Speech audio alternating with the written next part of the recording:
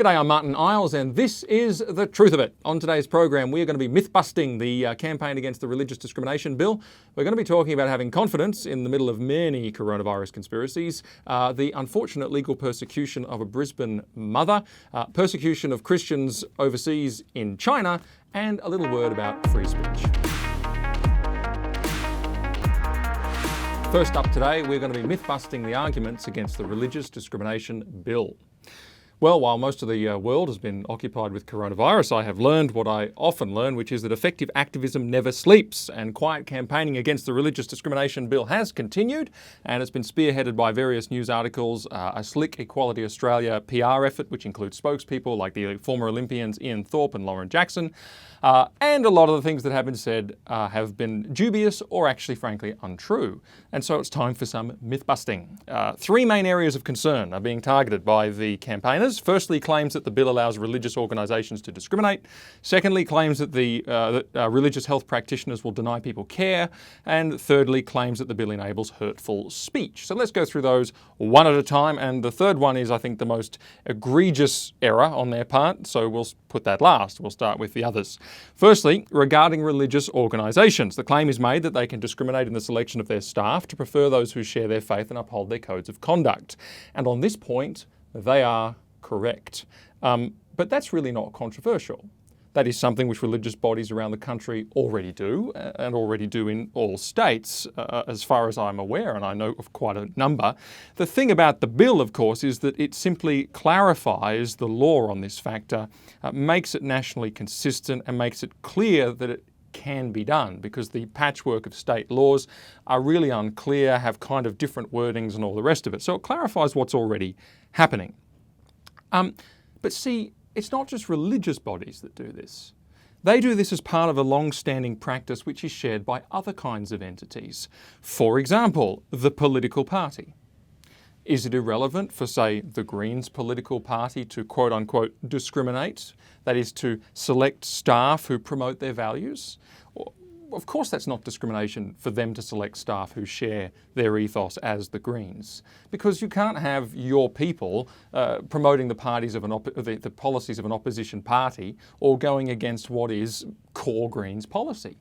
So of course they have an exemption in many anti-discrimination laws for political parties, because the whole enterprise of politics falls apart if you don't allow that to happen and allow parties to have their own ethos.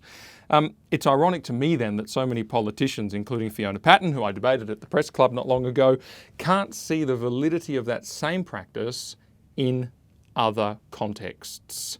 It's a form of hypocrisy. In other contexts, for example, religious bodies, of course it's not irrelevant for a religious body that promotes the Christian religion or whatever faith to consider someone's faith when it comes to their employment in that organisation. Because the integrity and the ethos of the organisations at stake is to promote a particular faith. Of course, it's relevant. Now, some raise concerns that there's quite a few religiously run charities, aged care facilities, healthcare facilities, etc. And they say, well, it's not fair to have quite a number of these institutions that have a faith-based preference for hiring and so on. But of course, what they fail to realise is that the Australian public isn't quite like them. The Australian public actually is made up of a lot of people of faith. And so if you have a large population in the nation which are people of faith, then you'll have quite a few institutions that are faith-based. It's the same with politics. People are persuaded this way or that way on politics, so you have different political parties. It's just a reflection of the diversity, believe it or not, in the communities in which they exist. And here's the other thing. If you feel very strongly about it, then you can start your own ethos-based organisations if you really want to, except that there are such a thing as LGBT legal clinics, health clinics, and advocacy centres and services and political bodies. You know, you wouldn't expect Equality Australia, for example, to employ an evangelical Christian from a church that enshrines traditional marriage in its statement of faith. It shouldn't have to. Why would it? Doesn't make any sense. They exist for a different purpose. It's a different point of view that they carry. I don't think that anyone of that kind of person would want to give them the burden of having to deal with their employment application. They wouldn't bother. And so actually this is something that works across the board. Ethos-based entities are valid, they are possible, and they make sense, and they're not unjust. That's why freedom of association is a thing. It's not controversial. It certainly isn't unjust discrimination. Briefly regarding medical services, I said that the second thing that they were broadly concerned about was denial of access to medical care. Well, let me quote to you from former High Court Justice Michael Kirby. He's made the following claim in the Sydney Morning Herald along these lines. He said, under the legislation, a range of health professionals, including doctors, nurses and pharmacists, would be entitled to deny treatment to those who did not share their religious beliefs. Now, surprisingly from a former High Court judge, this is in fact one of those moments where I say fact check, false. That is not what the bill allows. Denying treatment to someone based on their religion will remain illegal and wrong. Okay? It's not going to change. This is what the bill permits. I mean, there's a deliberate sort of fudging you can see there going on. What the bill actually permits is this. In very limited circumstances, people with a faith-based conscientious objection to performing certain health services like abortions, for example, a Christian midwife or indeed a midwife of many faiths is unlikely to be comfortable aborting a baby. Or hormone therapies, for example, particularly in relation to young people. These kinds of things. There are health professionals who will say to some more controversial procedures, I conscientiously object at this point. And they may do that under this legislation, and actually state law prevails and state rules prevail, so you've got to bear that in mind. This only applies if there isn't a relevant rule, which is only in a few cases. That is only permitted if the decision of the health practitioner does not adversely impact on someone's health, or the provision of the particular health service is not withheld. In other words, it's only possible where there's somebody else to step in. Okay, so provision is made. And that way nobody gets hurt. The patient gets the treatment, the doctor's conscience is intact. But the activists seem awfully keen on making others feel the pain of a hurt conscience. Whether it's forcing them to make a wedding cake, and we've seen that, whether it's forcing them to print a t-shirt with a certain message on it, and we've seen that happen, or doing abortions. Why? Why force someone to violate their conscience when you're not being impeded from access to the service that you want? I think it's vindictive and it's mean. And inflicting someone with potentially lifelong pangs of guilt is far more harmful than having your doctor substituted, which is a quick process that you probably won't even know about. Well, finally, and this is the most, misrepresented one, concerns about speech. There are concerns from these activists saying that the bill will enable hurtful and hateful speech. This results from the part of the bill which says, and each part of this is what I'm saying is important, it says that large commercial employers, so more than 50 million turnover per year, may not impose rules of conduct which unreasonably limit any of their employees' statements of their religious belief outside of work hours, provided those statements are made in good faith, are not malicious, and are not likely to harass, threaten, seriously intimidate or vilify. So that actually the section dies the death of 1,000 qualifications anyway, but putting that to one side, they've given a bunch of examples, and I've chosen 3, but there's a whole stack which follow the same format, and they are simply not true. Take these 3. A single mother who, when dropping off her child at daycare, may be told by a worker that she's sinful for denying her child a father. It's an example in a submission to Parliament, by the way, and it's similar to examples given in some of these campaigns. Another one. A student with a disability may be told by a teacher their disability is a trial imposed by God. 3. A person of a minority faith may be told by a retail assistant from another religion that they are heathen destined for eternal damnation. Right, these are the problems. Firstly, the conduct in question is happening at work, so the bill does not affect it at all. This is for statements of belief outside of work. The bill is. Secondly, even if the conduct was at work, it would be reasonable, according to the definitions within the bill, for an employer to say, hey, don't insult customers, don't insult students, don't insult fellow employees, because it's bad for business, it's bad for staff morale. That's a reasonable justification to have a rule like that. It wouldn't enable this kind of thing. But, newsflash, and here's the biggest one, and some of you will be ahead of me, none of this conduct is currently illegal. Surprise, it's perfectly legal to say silly things to people. There's nothing wrong with that. You can do it. What's assumed is that people will argue with you or shrug it off. And yet, guess what? Even though it's not illegal, where are all those reports about bigoted religious people telling random customers that they're heathen, destined for damnation. I mean, heathen, what century are we in? And this is the thing that grinds my gears the most. I mean, the question that comes in my mind when I read this is, who do they think we are? The suggestion in all of this is that if you give Australians with faith an inch, they will straightforwardly start walking around pouring out scorn, abuse, venom in a way that's either unwise or malicious and has very little relevance to their actual faith. It's dog whistling, it's prejudiced, it's designed to create a false impression, a false stigma, and play into people's false understandings of what others believe. If it was a problem, it would already be happening because it's not illegal.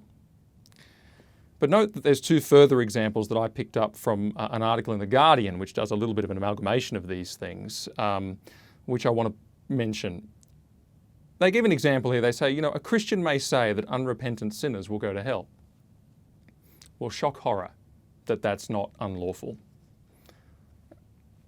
Imagine wanting that simple statement to be made unlawful and worrying that the bill might further enable it, even though it's not unlawful already.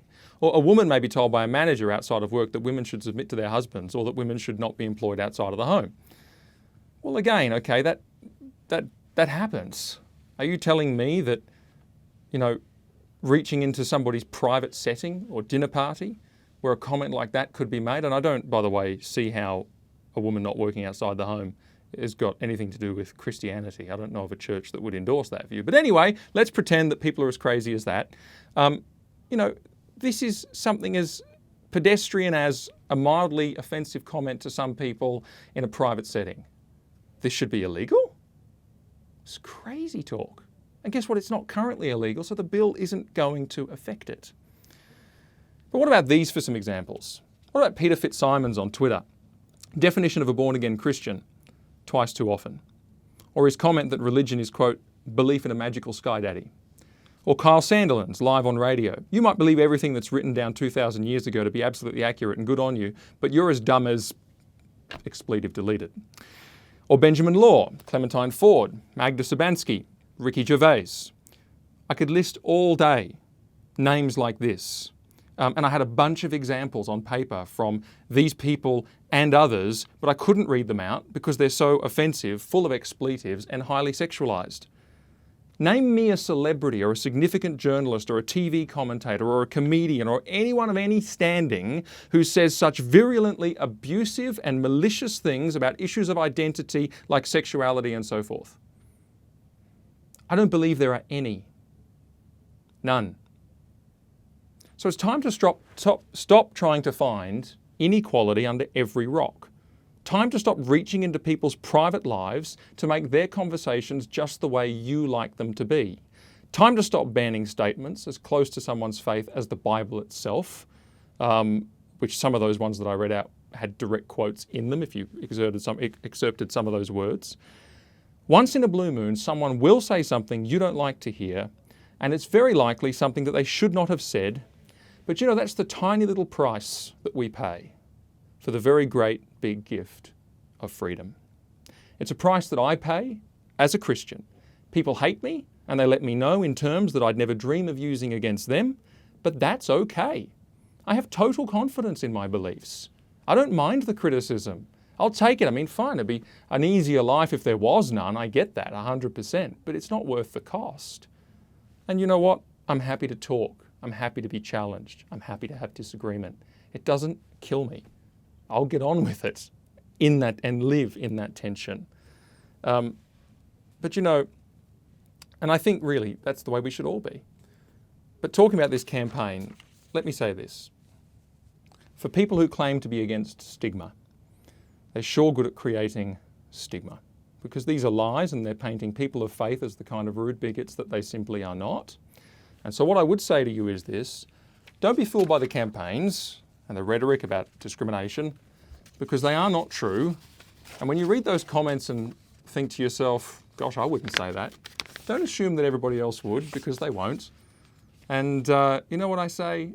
Hey, sometimes you'll hear things you don't like. But to send the message that that's not okay to sometimes hear things you don't like could carry a very grave and serious cost indeed. It could actually sacrifice a great deal of our freedoms. I'm willing to live in the tension. I think everybody needs to be willing to live in that tension. Because sometimes you hear things you don't like, and that's okay, because sometimes you end up later on realising that they were true. And I've done that, and everyone should do that. That's called character. It's called growth. It's called developing and changing. And that's really important to people. All right, next up, I'm going to tell you Katrina's story. There's a major problem in New South Wales, and it's that ordinary people who have done nothing wrong are being harassed by an anti-discrimination board. They are intimidated, fined and silenced for doing absolutely nothing. Let me explain by telling just one of many stories. And this is recent, it's ongoing right now. Katrina is a mother of 4. She runs her own photography business. She focuses on newborns, children and families. And in January of this year, it was actually the Australian Christian Lobby, ACL, so my organisation, was petitioning the Brisbane City Council to stop its drag queen storytime programs. And so, something I talk about in Season 6, Episode 1 earlier this year. You can go and search it if you want to look at my view on that and why I think that's an issue. But you'll recall that the particular event in question at that time, or just happened actually when this petition went up, was that 2 adult entertainers, one of which had won awards as a pornographic actor and had an explicit drag name, which I'm not going to repeat, was involved in reading stories to little children. So it was pretty messy and frankly fairly shameful stuff. And Katrina shared that petition in the light of these events and the unfolding of this on her personal Facebook page, and she wrote the following. She said, "I can't believe that I've just had to sign a petition to try and stop drag queen story time happening at libraries in our country. I can't believe this actually happened in Brisbane last weekend. What happened to protecting children's innocence and letting them just be kids? Why the need to have adult entertainers reading them stories? Hardly good role models, with many involved in drugs and prostitution, etc. Feeling scared for our children's future, please sign and help save their innocence." Now, I think adult entertainers and the links to those things is probably not a totally unreasonable thing to say. But Katrina received an email from a well-known activist and serial litigant, a guy called Gary Burns. And if you haven't heard of him, you're about to get acquainted with some of what he does. He wrote her this. He said, "I'm a homosexual man. I do not take illicit drugs or am not involved in prostitution. I'm not a criminal. My homosexuality does not equate to criminality under any Australian State Crimes Act. I've lodged a complaint with the President of the New South Wales Anti-Discrimination Board alleging you've incited contempt and or hatred against me on the ground of my male homosexuality. If the complaint is accepted by the Board, the President's delegate will write to you asking for a response. Katrina, you need to be aware that the internet is not like having a private conversation on the telephone with no lasting record. If the complaint is accepted by the President, I'll be seeking an apology and monetary damages from you." She then received another email from him a little while later containing what the complainant alleged was a media release that was, to be sent out to the media. And it was headlined, "For immediate release, Sydney gay rights activist lodges homosexuality vilification against photographer over statement published by her on her Facebook page that bracket homosexuals with criminals." I might make a couple of, I just realised I missed a word. I'm not. The actual text of that he's written has got typos. So if I make a couple of mistakes, that's why. But it's worth noting that what that headline alleges is not correct. Homosexuals are not mentioned anywhere in Katrina's post. She doesn't know the complainant from a bar of soap. There's no wrongdoing, just even on that basis. But the media release goes on. It's long. It's at times quite sexually explicit, so I won't read it except for the following closing comments. "Katrina clearly does not understand the law and in particular does not understand the provisions of the New South Wales Anti-Discrimination Act 1977, said Mr Burns. My advice to her is to stick to commenting on matters she understands. Fellas, I'm just like a vicious Alsatian dog. Once I grab hold of a gay hater's leg, I won't let go until the bone is bloodied and bare. One way or another, I will get that remedy from Katrina, even if it takes me years in court." Now, worse than that, the purported media release contained Katrina's full name, address, and mobile phone number, which is effectively a practice or a threat of, if not actually a practice known as doxing, revealing someone's personal information as a tactic of intimidation. Now, Katrina has since received an email from the New South Wales Anti-Discrimination Board, even though she doesn't live in New South Wales, which states, 1, that she's received a letter from them and not replied, and that's not correct. She hasn't received the letter. Secondly, that the board has power to compel Katrina to provide it with information. Thirdly, that if there is no response from her, it might send the complaint to the New South Wales Civil and Administrative Tribunal. Fourthly, that the New South Wales Tribunal may impose a penalty on her of up to $100,000. Now, here's the problems which the board knows full well and has deliberately ignored. 1, the complainant is a serial complainant and is a vexatious litigant. He has lodged malicious complaints like this many times. In fact, he has lodged a total of well over 100 complaints, probably a total of hundreds of complaints, including, I might add, against an intellectually disabled man who doesn't have the money or the wherewithal to properly defend himself and frankly poses a threat to nobody. The complainant, secondly, the complaint has absolutely no merit. Katrina made no reference to homosexuals at any time. Thirdly, Katrina has no connection to the complainant, lives interstate, and was posting about a local issue in her own community. So why did the board accept that complaint? And then why did they write to Katrina threatening her with up to $100,000 in penalties? And the answer is because they're on the complainant's team. This has been going on for ages. They accept his complaints time and time and time again. And they have clearly no regard, or very little regard, for their merit, because this has clearly got no merit, and I know of others. They have little regard for the unconscionable behaviour of the complainant himself, little regard for really anything except the opportunity to make someone's life stressful and difficult, drag them through a legal process, very often make them pay up to settle a matter which may well have no chance of going anywhere in court, so they've got no business doing so, like this one. And it's really what many have called the discrimination industry. And it subjects innocent people to great stress, great pressure, financial loss, millions of dollars wasted in court over the course of all of these complaints, a bloated bureaucracy who finds relevance and work, and a stack of case law precedent that's made to help it continue. And not only that, but notice something in all of this. Where's the debate about drag queen story time? There is none. There's only lawsuits. And see, that's what you do when you can't win an argument. You resort to power plays and things like that and lawsuits. But you know, I really have been watching this sort of thing happen for a long time, not just in New South Wales. There's a problem right across the country with these kinds of commissioners and so forth. And frankly, it's time it stopped, which is why the work of One Nation's Mark Latham, I think, deserves a plug. He is introducing in the New South Wales Upper House a bill to raise the threshold for complaint acceptance by the New South Wales Anti-Discrimination Board. It's a small step, but it's a start, right? And it might stop this kind of thing for, you know, a mother of four, completely innocent, done nothing wrong, getting about her business on Facebook, concerned about her children, and this is what she faces. It might stop some of this. And Mark has said the following in Parliament. He said, at a time when the New South Wales court system has a huge backlog of matters, it is incredible that someone like Burns has been able to eat up resources elsewhere in the legal system at the Anti-Discrimination Board and NCAT. He has been treated as a credible complainant for these hundreds of matters when the scores of items he's forwarded to my office since March 2019 clearly show he's not of sound mind. Last year, and I don't know, by the way, whether that's true or not, last year I raised this problem with the Attorney General, Mr. Speakman, but he has done nothing. This is a matter an Attorney General should care about to close down the reckless abuse of the legal system for which he is responsible and carefully protect the proper use of taxpayers' resources. And that is bang on the money. So, quickly, what can you do? I'd say if you're in New South Wales, contact your local MP and raise your concern about this. Tell them that you support Mark Latham's bill, particularly if they're in the upper house. Write to the Attorney General, Mark Speakman, and ask why this is not fixed. It's got to stop. It's been going on and on and on with many people and many complaints. People like Bernard Gaynor have been dealing with this for years. And it's frankly unconscionable. And if you're needing help with a matter like this yourself, oh, by the way, pray for Katrina and her family as well. And maybe pray for Gary too, because it'd be nice to see him stop what he's doing.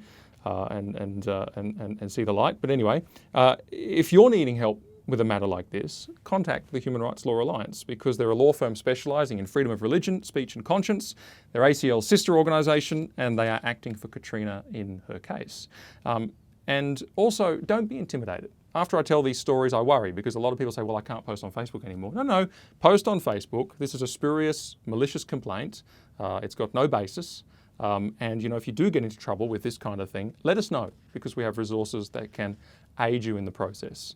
But don't, you know, stop speaking. That's really important. That's the worst thing you can do, because the cone of silence is exactly what they want through some of this activism. But yeah, look, support those laws, support HRLA, and say a prayer.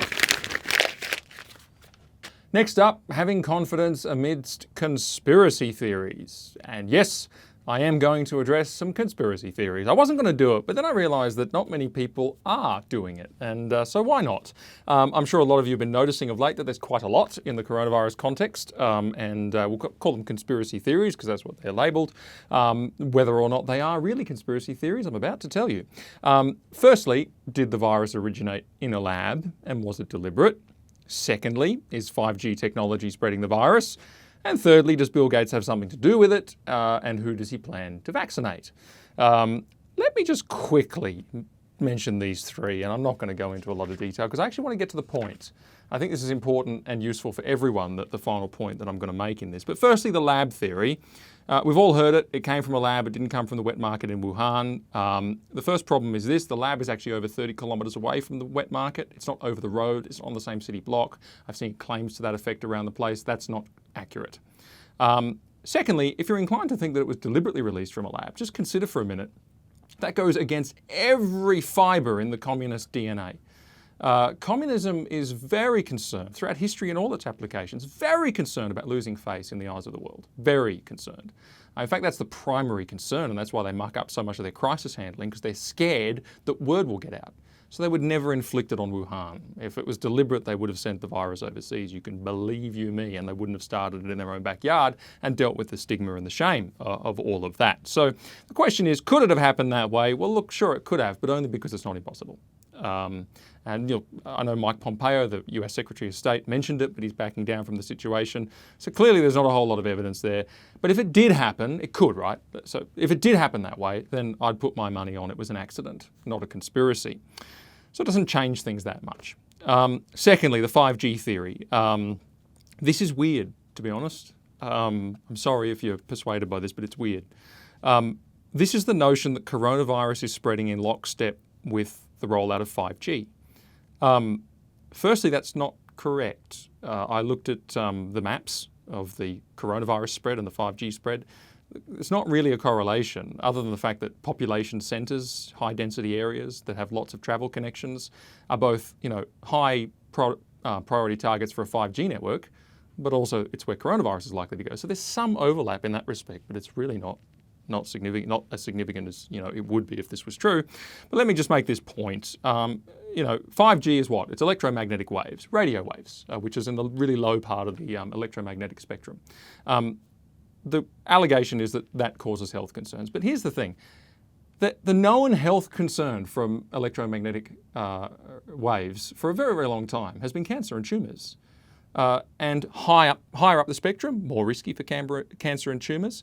Lower down the spectrum, less risky. To suddenly say, well, it's actually spreading a biological agent, a virus that causes respiratory disease, I don't know what's going on there. That's a weird jump sideways. Look, if there is a health concern from 5G, it's going to be cancer. Now, it's actually in that part of the spectrum down low, below UV light, which is the lowest part of the spectrum that is known to be able to cause cancer. That's, the sun can cause cancer. It's got UV in it as well as visible light, which is higher up. But lower down than that, not really. And there's a bit of a jump before you get to the radio waves that are used in 5G. So it's pretty safe. Now, maybe one day they'll find out they were wrong about that. But if they were wrong, it'll be because it has a cancer-causing potential, okay? It won't be because it causes respiratory disease, which is strange. Third, the Bill Gates theory. This is the idea that Bill Gates plans to use the virus as an opportunity to roll out mandatory vaccination, potentially including a microchip, because that's what he's always wanted to do. Now, look, Bill Gates got his problems. Don't take me as, being Bill Gates' biggest fanboy. And yes, he is keen on vaccines, although I don't think in light of the work that he's been doing for a while, that's so crazy, because he is dealing with infectious diseases. And look, vaccines, there's contexts in which vaccines have been very good at dealing with infectious diseases. And so, look, it's true. He would like more vaccination. And yes, he is investing in technology, along with others and other organisations, that can inject not a microchip, but microparticles, which are able to be detected when scanned or light shone on them or whatever to show that someone has been vaccinated. Now, is that a worrying technology? Well, it could be. I mean, I haven't looked into it enough, except that's not the point. The point is this. The notion that global enforced rollout of microchip vaccines could be suddenly achieved with great effect is unrealistic. Entire populations would rebel. Think of many Americans with their firearms Governments are not unified like that. Governments are fighting with each other and in opposition with each other all over the world. Some would say no, some would say yes. It just wouldn't work. They don't get on. Or there's the third world, which is just not adequately served with bare necessities. And there's teeming millions of people there. And Gates hasn't managed to reach them all with basic healthcare, let alone 7 billion vaccines to cover the entire world. How would that be manufactured? Where would it come from? What would be the logistical infrastructure required to get that done? What about the international and national cooperation required to get that done? What about the personnel required to put that together? That would be something that's never been done before, never been achieved before. The resources, your head kind of blows up when you even try and imagine it. It's not feasible. Now, that said, is it possible that one day nearly everyone on the planet will be required by law to be vaccinated one day? Perhaps. Perhaps, yeah. One day. That's actually potential. Is it possible that one day there'll be multinational rollout of microchip implants for some reason? One day, perhaps, maybe, among a gazillion other different possibilities. Is it possible that one day we will tear down 5G towers because we discover that they can cause an unacceptably high number of malignant cancers? Seems unlikely, but look, all right, one day, maybe, perhaps. And that's the reality. And this is the point. The fears at play here are actually classic fears. Fears being the key word, because they're speculative. They are maybe somehow in the future type fears. They rely on a lot of hypotheticals. They rely on a level of seamless global infrastructure that doesn't exist. They rely on these very, very hypothetical situations. And I think it's fair to say many of those hypothetical future scenarios which are stoking people's concerns have some kind of nexus with some kind of connection with people's eschatology, their view of the end times. And I think we can far too quickly forget something in that regard. The book of Revelation, you see, it was not written to provoke speculation. It was not written to agitate people. It was not written to make people fearful about what could maybe perhaps be in the future because of a new technology that might one day possibly perhaps develop into something bad. Living on tenterhooks is not the point. In fact, the whole point of Revelation, the reason it was written, it's such a great book, by the way, I've been studying it, the reason it was written is precisely the opposite. John wrote it to churches who were in the fire of persecution, facing martyrdom for their faith, living with daily and present and well-founded fears, terrified of the chaos in their world. He wrote it not to make it all worse, not to fill them with speculation and concern and fears about what's coming. He wrote it to encourage them. He wrote it to strengthen them, to bless them, and to give them peace in troubled times and concerning the future. Why? How? How would that be the case? Because it's the revelation of Jesus Christ. Read verse 1. The great revealing of the fact that Jesus is Lord and He is King, and what happens will happen in His good time and in His planning, and none of it will happen apart from His care of His people. Why? That's why there's a throne in heaven in chapter 4. That's why He holds the scroll of world history in His hand and is rightfully able to open it in chapter 5. That's why He's the ruler of the kings on earth in chapter 1, and He's seen directing all things through thick and thin in His sovereign power as what?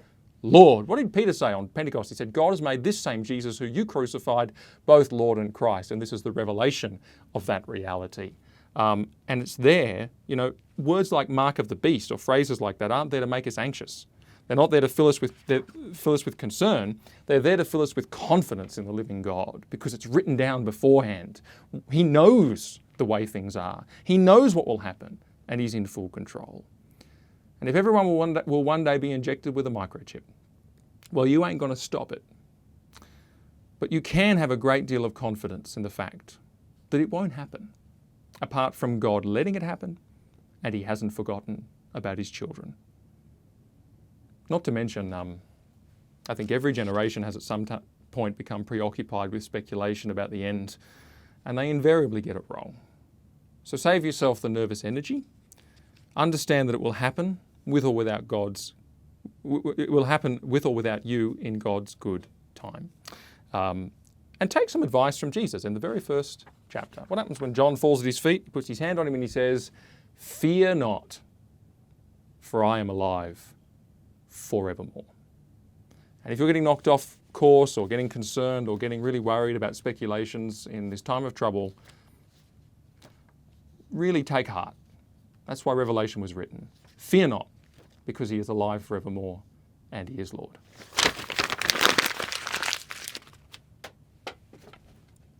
All right, next up, I want to talk about China and persecution. The Chinese Communist Party, it did not suddenly become a problem with coronavirus. We should really have been awake much sooner. We haven't been as alarmed as we should have been for some time, although thankfully I think that is changing. I think the world is waking up. But you take the issue, for example, of religious persecution. I believe that's always, and I'll say why at the end, why that's a forewarning of deeper trouble to come or deeper issues in a society. And it's been ramping up aggressively in China. You can always spot a communist country by their treatment of religion, because for the communists there's no higher authority than the state. And so religion's a huge problem. Atheism is far preferable because people don't believe in anything above the state. The state's not threatened in its sovereignty. Now, for Chinese Christians, who are now more than 5% of the population by some estimates, the situation continues to get rapidly worse. And I did a segment on this about a year ago, but there's developments. For example, new regulations have come in on the 1st of February this year. The Chinese Communist Party's new administrative measures for religious groups took effect. They include 6 chapters and 41 articles. And here's a couple of excerpts. Article 3, no religious activities are allowed unless the organisation is registered and approved with the government. Article 5, religious leaders must support the leadership of the Chinese Communist Party and adhere to the Sinicization of religions in China. That's the Chineseification, the communist sort of mantra, the Confucian beliefs, and must embody the core values of socialism. Article 6, religious organisations shall accept professional guidance and supervision by the Religious Affairs Department of the CCP. Article 17, religious organisations should publicise the CCP's policies and direct their people to support the CCP. And Article 25 contains broad powers for the government to direct and manage the affairs of religious organisations, changing their charters and rules, strengthening their ideological construction, and so forth. So basically total carte blanche access by the government to change their charters, change their beliefs and all that, written down ones and all that kind of thing. And there's heavy penalties imposed for non-compliance. Now, those new measures effectively allow total control of religious organisations, including what they say, and they basically spell the end of the home church movement, the underground church, etc., or at least legal. It's certainly more clearly illegal than it was before. One Chinese Catholic priest has said, in practice, your religion no longer matters. If you're Buddhist or Taoist or Muslim or Christian, the only religion allowed is faith in the CCP. I think that's a good summary, really. Now, there's been a number of arrests, so these rules are being enforced now, but there was already a lead up to their implementation. For example, what they like to do is find a person or a group that they can make a particular example out of to send a broader message. And the CCP chose the 5,000 member Early Rain Covenant Church in Beijing, which is pastored by Wang Yi. A number of you will know this story. Pastor Wang Yi was sentenced to 9 years in jail just recently, and that follows quite a lengthy period since December 2018, when over 100 church members were arrested and they suffered various consequences like being placed under surveillance, barred from the province and so on, and Pastor Yi is 9 years in jail. And probably their true crime was they were prominent, their voice was loud, he was famous amongst the Christian community, and so that was the example that was made. Now, church members have continued to meet online. Another recent fact is that they had an online Easter worship service via Zoom, and 6 of their members were arrested during that service, and they faced continual harassment by the authorities. But it's not just the big examples like that. There's a lot going on. I mean, on April the 2nd this year, Pastor Zhao, and I'm not even going to try, Huaiguo, was arrested after being detained for a month. He's charged with running an unregistered church and, note this, charged with distributing illegal gospel tracts. And the church has been ordered to disperse. In Shandong province, that was targeted by authorities in the so-called Shandong campaign last year. Churches, mosques and temples had crosses, Islamic signs and Buddhist statues removed or destroyed. And a huge number of churches in the region have had their crosses removed, including some really big installations that were worth tens of thousands of dollars. And as part of that Shandong campaign, over 50 members of the Church of Almighty God were arrested, and the whereabouts of many top leaders remains unknown to this day. And many of the arrests were the result of CCP officials gaining access to homes under false pretenses. It was part of an organised crackdown of some 370 targets in the region. There's issues of propaganda. This is This again is ramping up. Churches across the country have been forced to display CCP propaganda, and you saw that in those regulations I was reading, in prominent places, usually replacing images of Jesus or crosses. Slogans like "Obey the party, follow the party," or "Follow the party forever," or portraits of Xi Jinping, or directions for studying the spirit of Xi Jinping, or "God loves those who obey those in power" is another slogan. And most copies of the Ten Commandments have been replaced with CCP rules and slogans. And there's actually examples of churches that have even been forced to sing patriotic songs. But this is really concerning. The Sharp Eyes project, and this is underway as we speak, and it's started this year, I believe, and it's ramping up. It includes the installation of facial recognition technology, surveillance systems, the provision of details, mandatory provision of details about church members to the authorities, and fingerprint scanning software. Surveillance data has been used to detect when children are being brought to church, which is not allowed, to track believers and their families, and to punish CCP officials or public servants who attend church. Facial recognition systems are being progressively rolled out to more and more churches as this program of surveillance ramps up. You can see it's a real intimidation tactic as well, as much as anything. And that's the Sharp Eyes project. But it's not just that some churches are facing that kind of surveillance. It seems that it's being used as an excuse to actually demolish many churches or shut them down. The 50,000 member megachurch Golden Lampstand was demolished with explosives by government order, for example. It's estimated that at least several hundred churches have been shut down and demolished in the past 2 years. Many of the reasons given seem to be spurious, including alleged violations which had received government approval in the past. Over the last couple of months, Shandong has been the focus of a government purge of house churches, with punishments meted out to congregations, landlords who host them, and lower-level officials who fail to stop them. And members of the public are encouraged through a widespread advertising campaign or PR campaign to report unofficial gatherings to the authorities.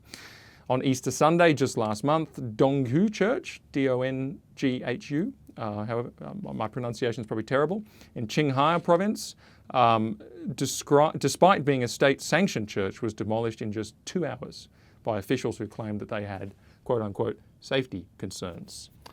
Now, that's the situation as it unfolds in China. They're saying it's as bad as it's ever been since maybe the Cultural Revolution, according to Open Doors, and it's getting worse. And here's the thing.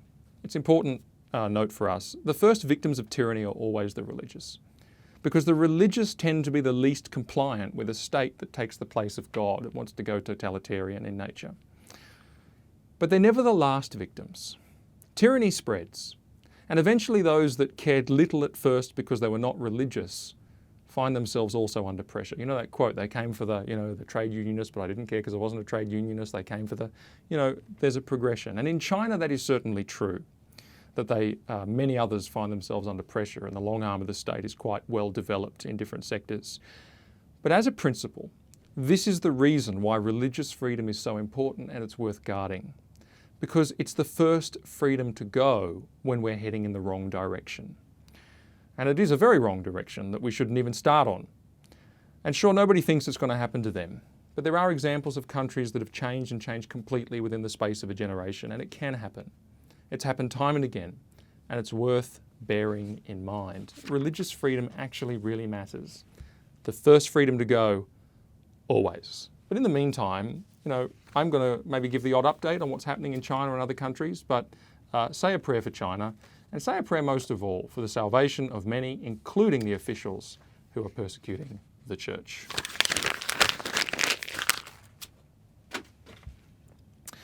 All right, last of all, I want to make a comment about free speech and Victoria's Deputy Chief Health Officer, Iles van Diemen. Iles van Diemen came under quite a bit of criticism on the 30th of April when she tweeted this. She said, "Sudden arrival of an invader from another land, decimating populations, creating terror, forces the population to make enormous sacrifices and completely change how they live in order to survive COVID-19 or Cook 1770. Now, this, of course, was on the 250th anniversary of the arrival of Captain James Cook to the east coast of Australia, which he mapped, and then I think he took some flora and fauna specimens and he sailed away. And so she's quite wrong about him in particular, but that's all, we'll put that to one side for a second, because the point I want to make is this. As I listened to the debate about this, I just noticed some terribly garbled arguments around free speech. And so people would criticise what she said, and then I heard a radio announcer saying, but she's got the free speech to say it. You'd be upset if someone on your side of the political spectrum, didn't have the free speech, and so on and so on. And so I thought, well, that's a mess, that particular line, because it misunderstands what's going on with free speech. And this is a good case study. What does free speech mean in a context like this? In a nutshell, and this is important, it means this: speech is met with speech. The result of speech is more speech and countervailing speech. So things which are said freely have things said freely in reply. That's what discourse, debate, discussion looks like when you have one voice replied to with another voice. It's such a basic sort of principle, but that's important because it helps us think clearly about this kind of thing. So in the case of Ms. Van Diemen, does debate, criticism, objection, does that amount to a denial of free speech? No, it doesn't. Of course not. That is free speech. That is the very definition of free speech. But let's say the calls for her to be fired. Would that amount to a breach of free speech? Quite possibly it could, actually. And I'll explain why. And I'll explain why it might not as well. But I asked the question, if that's the free speech paradigm, what breaks that paradigm? What destroys it? What breaks it down? And the answer is that it's broken by overreaction. Now, an example that's dear to my heart would, of course, be the Uzi Folau situation, where there was speech. And I remember saying at the time on a TV interview, I said, well, to ruin the guy's career is a crazy overreaction to hearing something that you didn't like to hear. You see, it's that overreaction. It's not met with speech, but it's met with some form of discrimination, which is actually an act like denying employment, denying accommodation, things like this, an act to disadvantage someone because of their opinions and their views. That's discrimination. Speech is not actually discrimination, although there's been a fuzzying and a blurring of the categories there. Speech is speech, and there are some that argue that it can be vilification, but it's not discrimination. And it's that overreaction that's the problem. If someone speaks and they get fired, that's the overreaction. Or I did a piece on Franklin Graham recently, and there's another example. There's a guy who speaks, and he's going to come to the UK and speak, and there's government-owned venues. And what they say is they don't say, well, actually the night afterwards we're going to host somebody who says the opposite and argues with him and puts out their point of view. Or actually we disagree with this man and we're going to put out a media statement and we're going to tell the press, but that's the extent of our opposition to his speech is to speak. No, instead they deny him access to the accommodation for his events and he has to cancel the tour. That's actually discrimination. And this is a really important point to make because you often get people doing that because they're crying discrimination, but they don't know what they're talking about. What they're crying about is speech, and they are the ones discriminating. It's that overreaction that destroys the free speech paradigm. Now, in relation to Victoria's Deputy Chief Health Officer and what she said, the basic principle in most cases is debate with the lady. Don't overreact either, because I think this is just a separate point. People will start to look at you and think, well, aren't you confident in your beliefs? Don't just say she should be fired. For heaven's sake, say why she's wrong if you believe she's wrong. Or say why she hasn't given the whole story if you think there's more to the story that needs to be considered. And I believe both of those things are probably true. There is more to the story. It's not all one side. There's a balance to be had here. But it's actually quite wrong about Captain James Cook that he was that kind, that he did that. He didn't. That's not why he came. Have that argument. Say it. Now, here's the exception that applies in this case, though, which does complicate it. And there are certain very clear exceptions, but it's important that in these exceptions people know exactly what they're signing up for. They know exactly what the expectations on them are in advance so that they know what that limitation on their, for example, speech is, and it's got to be completely legitimate in light of these very unusual circumstances. What is the circumstance here? She's a public servant. She's a very senior public servant. And it's actually pretty important as a very, very long-standing principle that public servants, especially senior public servants, are not seen to have political biases one way or the other, because it undermines people's confidence in the administration of the duties of the government, and also it makes political bias a feature of their job when it shouldn't be a feature of their job, because it's actually irrelevant to their job and it's got to remain that way. And so actually her saying this is probably the wrong thing to do as a senior public servant. And therefore, I think that what happened was probably reasonable, which is that a conversation was had. She said she removed Twitter from her phone, etc. Okay, fine. I don't think it's a sackable offence straight up. But that is the exception that applies here. And sometimes there are very well understood exceptions that she knows apply to her. It's not like she suddenly faces this backlash. She knows full well the Victorian Public Service Code of Conduct, I actually read it, has these principles in it that she should be apolitical. So where does that leave us? Well, hopefully with a better understanding of how a free speech paradigm applies in practice, because there's been so much muddying of the waters on that, and people cry discrimination, vilification, and who knows what else without substance. But secondly, in a bit of a twist, even though I might not agree with Ms. Van Diemen's politics, I'm assuming I don't on the large part, that's okay. I actually think that she should be perfectly okay in her job, perfectly secure. And sure, maybe they have a conversation and say, look, don't do too much of that and draw attention to politics in your role because it's not really what you're here for. Fine, that's okay. But I certainly don't agree that that is, at the moment, a sackable offence. I'm Martyn Iles, and that was the truth of it. Hey, one more thing. I've been looking at the metrics and I figured out something. You guys are watching the videos and not subscribing. So please help us out a great deal by hitting the like button and then hitting subscribe, hitting the bell as well so you get the notifications. It helps us out a really great deal, and you can click here to see more videos.